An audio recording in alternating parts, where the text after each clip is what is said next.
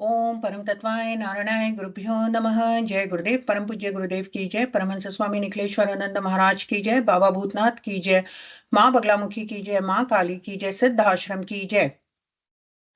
माँ बगलामुखी की साधना में जब हम लोग अग्रसर होते हैं तो कुछ सावधानियों को समझना चाहिए। सबसे पहले जब उनके 36 अक्षर के मंत्रों की साधना करते हैं तो वाचम मुखम पदम स्तंभे ऐसा आता है। उसमें ये समझना चाहिए कि वाचम यानी वाणी, या आपकी जिह्वा से जो भी वाणी निकलती है उसका नियंत्रण माँ बगलामुखी करती है। सबसे पहले ये समझें कि इस वाणी से आप किसी का बुरा ना बोले या किसी का बुरा ना करें। आपके मन में भी ऐसी कुछ भावना या कल्पना किसी के लिए, किसी के अहित के लिए नहीं आनी चाहिए, और आपकी वाणी से तो बिल्कुल नहीं आनी चाहिए। क्योंकि जब आप माँ भगवती बगलामुखी के रूप को देखेंगे तो उन्होंने शत्रु की वाणी पकड़ रखी है। और उनके मंत्रों में क्या आता है? सर्व दुष्टानाम वाचम मुखम पदम।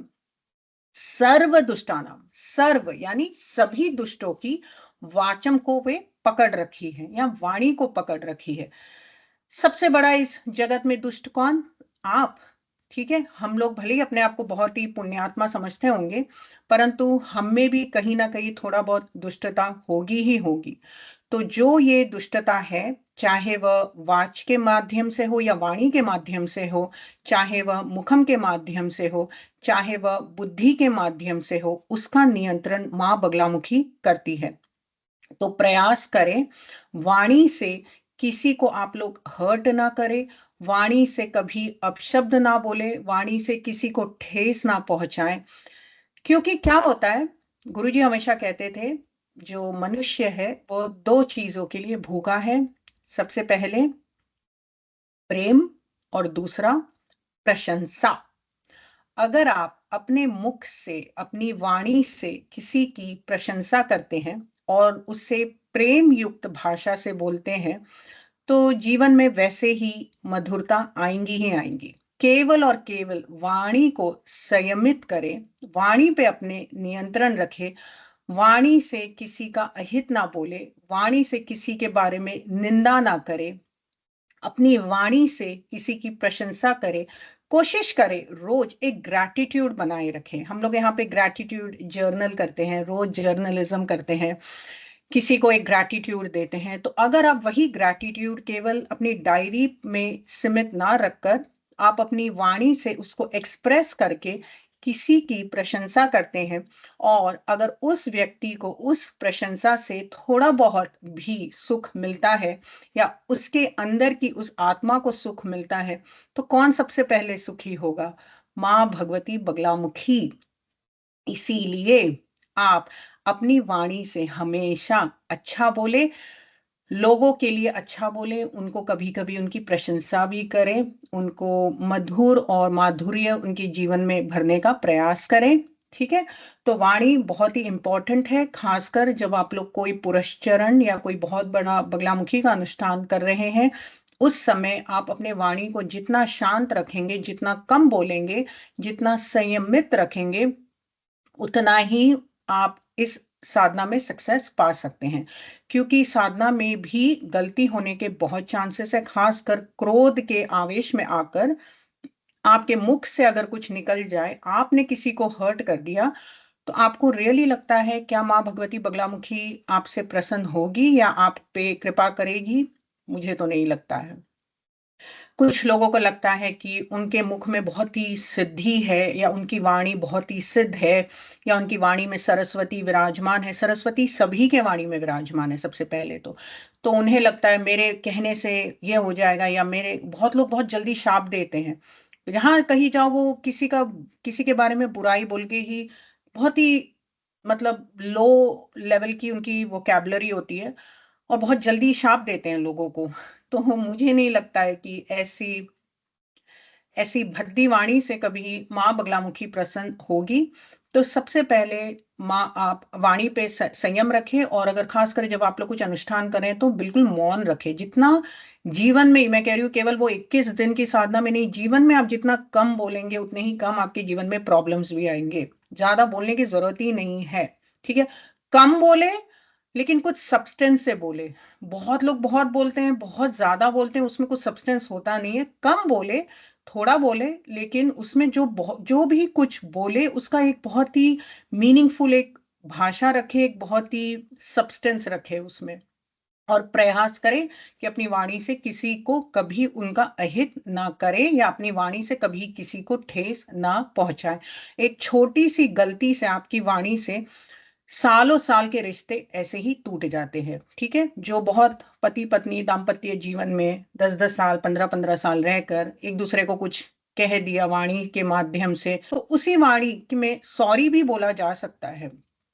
उसी वाणी से अपने पति पत्नी की या अपने स्पाउस की प्रशंसा भी की जा सकती है, और सिचुएशन को डी एस्केलेट किया जा सकता है। ये जरूरी नहीं है कि सिचुएशन अगर एकदम एस्केलेट हो ही गया हो और एकदम तलाक तक अगर बात आ गई हो, तो आप अपनी वाणी से उसका सुधार नहीं कर सकते। इसीलिए हमारी जीवा पे सरस्वती है, ये बहुत ही महान शक्ति है हमारी जीवा पे। उसका एक अच्छा उपयोग करें, उसका उपयोग या उसका प्रयोग हमेशा शुभ करें। ठीक है, ये भगवती सरस्वती देवी है, ज्ञान की देवी है, बुद्धि की देवी है।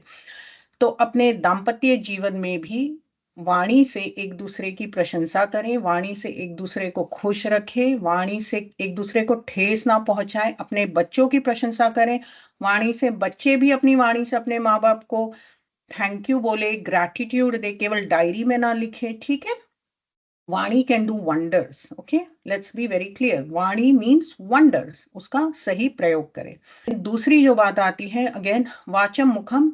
और वाचम मुखम, यहाँ पर जो जिह्वा की बात हो रही है वो रस से भी है। रस यानी जो हमारे भोगों की जो एक हमेशा एक तृष्णा रहती है या एक हंगर रहती है, तो जो भोग है, यानी केवल मटेरियल भोग नहीं, परंतु जो घरों में हम लोग खाते पीते हैं, ठीक है, तो प्रयास करें कि हम ज्यादा से ज्यादा वेजिटेरियन खाना खाएं, घर में शुद्ध सात्विक खाना खाएं, शुद्ध सात्विक भोजन करें। जो लोग बहुत ही मीट या मांस या मदिरा में एकदम उनको उसी में रस या स्वाद आता है, तो उससे धीरे धीरे आप लोग परहेज करने का प्रयास करें। और ओवरनाइट तो पॉसिबल नहीं है, परंतु धीरे धीरे आप बेबी स्टेप्स लेंगे तो एवरीथिंग कैन बी अचीव। तो वाणी को शुद्ध रखे, दोनों वाचिक एवं रस, यानी जो आप लोग रस ले रहे हैं उसको भी आप लोग शुद्ध रखें, यानी भोजन को भी आप लोग शुद्ध रखें। और रस के और भी कई मीनिंग है। रस यानी कानों से भी जो रस लिया जाता है, कानों से कितना सुख मिलता है, ठीक है, तो वो सब आप लोग शुद्ध रखें। ठीक है, दूसरा आता है बुद्धि। यहाँ पे कहते हैं सर्व दुष्टानाम वाचम मुखम पदम, तो बुद्धि विनाशम लीम। तो यहाँ पे बुद्धि का एक और अर्थ है। बुद्धि केवल सर्व दुष्टानाम मैंने समझा दिया, केवल दुष्टों की बुद्धि नहीं, आपकी भी बुद्धि। तो आपकी बुद्धि पे भी जो नियंत्रण रखती है वह माँ भगवती बगलामुखी है। तो अपनी बुद्धि से अच्छे कर्म करे, अपने बुद्धि का थोड़ा ज्यादा उपयोग करे, देखा देखी ना करे, कौन क्या कर रहा है उससे थोड़ा आप दूर रहें। और बिकॉज कोई कुछ सोशल मीडिया पे कर रहा है मैं भी वही करूं, ये जरूरी नहीं है कि वो सही निर्णय है। अपने बुद्धि को आप अपने बुद्धि का उपयोग करें। और बुद्धि की देवी कौन है? सरस्वती। इसीलिए यहाँ पे जो है वाणी और बुद्धि दोनों ही परस्पर चलते हैं। अगर आपकी बुद्धि अच्छी चलेगी, आपकी वाणी वैसे ही अच्छी चलेगी। अगर आपकी बुद्धि ही उल्टी है तो आप जो कुछ बोलेंगे उल्टा ही बोलेंगे। ठीक है, क्योंकि वाणी क्या दर्शाता है? आपकी बुद्धि को ही दर्शाता है। Words and speech is just an expression of your thoughts.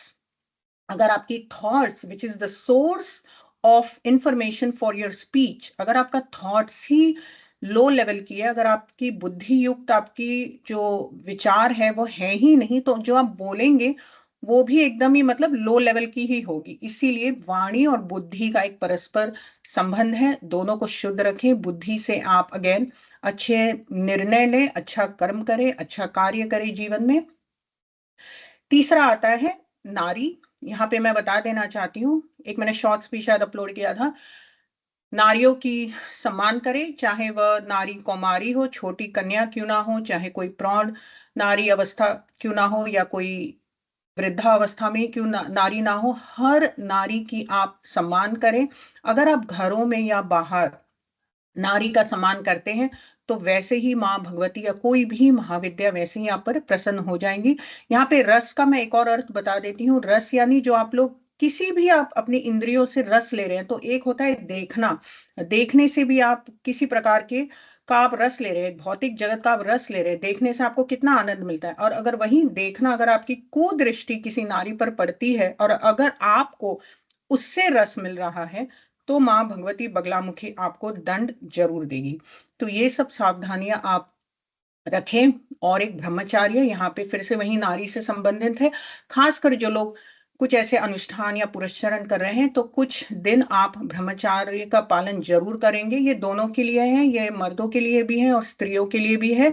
Very important कि आप लोग अपने जो शारीरिक स्वच्छता को बनाए रखें और साथ में ब्रह्मचार्य का पालन रखें। और ब्रह्मचार्य का पालन केवल ये नहीं है कि पति पत्नी में संबंध ना हो, ब्रह्मचार्य का पालन है हर पल, जब स्पेशली जब आप साधना उस टाइम में है, आप केवल और केवल साधना में ही लगे रहेंगे। ठीक है, ब्रह्म का आचार करना, ठीक है, उसको ब्रह्मचार्य कहते हैं। ये नहीं कि आप ठीक है फिजिकली तो आप 21 दिन आपने परहेज रखा है, पर आप मन से किसी और नारी के बारे में सोच रहे हैं, या मन से आप कुछ और किसी का भला बुरा सोच रहे हैं, इसको ब्रह्मचार्य नहीं कहते हैं। तो फिर से मैं बता देती हूँ, तो जिह्वा को आप लोग सही उसका इस्तेमाल करें। आप अपनी जिह्वा से जो रस ले रहे हैं उसकी शुद्धता रखें, आप अपनी बुद्धि की शुद्धता रखें, ब्रह्मचार्य का पालन करें और नारी को सम्मान दें। ठीक है, ओम परम तत्वाय नारायणाय गुरुभ्यो नमः। जय गुरुदेव।